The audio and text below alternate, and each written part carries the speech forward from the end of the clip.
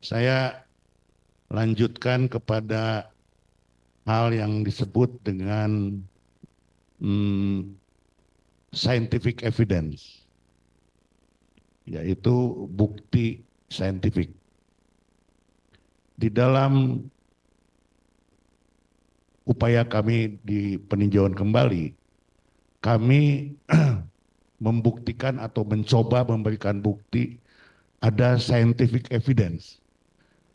Kenapa kami lakukan? Karena yaitu saat itu adalah salah satu alat bukti.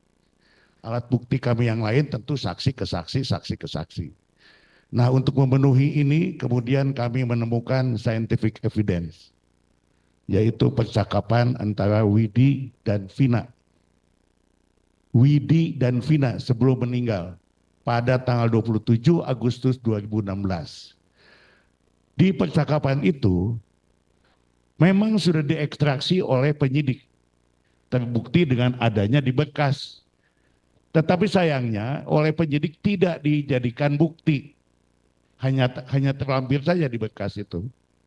Nah, kami mencoba menggali itu sehingga ini bisa apakah ini bisa disebut sebagai scientific evidence. Nah, kami kemudian mendapati satu bukti HP dari saudara Widi, saksi kami, ya, dan kemudian atas persetujuan majelis yang mulia diperkenankan untuk diekstrak. Hasilnya match.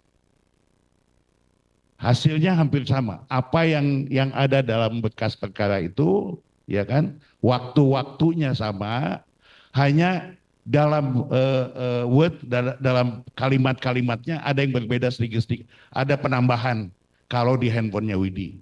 Bagaimana pandangan ahli terhadap bukti tersebut? Apakah itu termasuk scientific evidence atau apa gitu? Yang mulia, tentu hasil sekarang yang terdapat dari dokumen elektronik, informasi elektronik adalah perluasan daripada apa yang dimaksud dengan surat. Itu sudah diputuskan dan menjadi pengetahuan kita bersama karena memang urgensi kita dan kebutuhan kita saat ini harus sudah masuk kepada dokumen elektronik.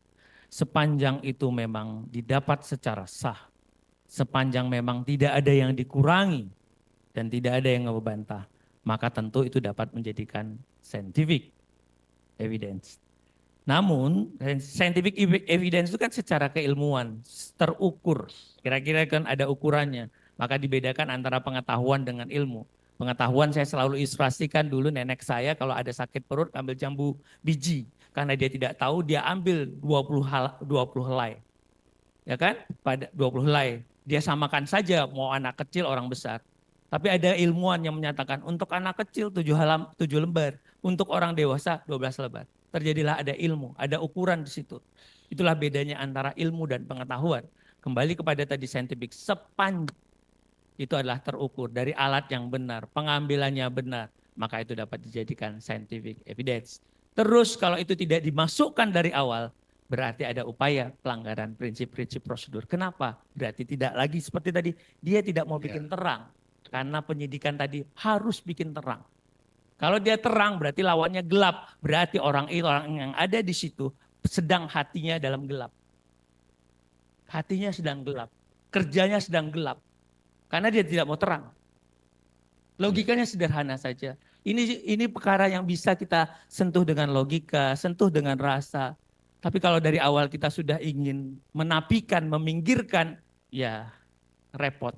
Kita akan menjadi sulit terhadap satu lubang yang kita buat sendiri.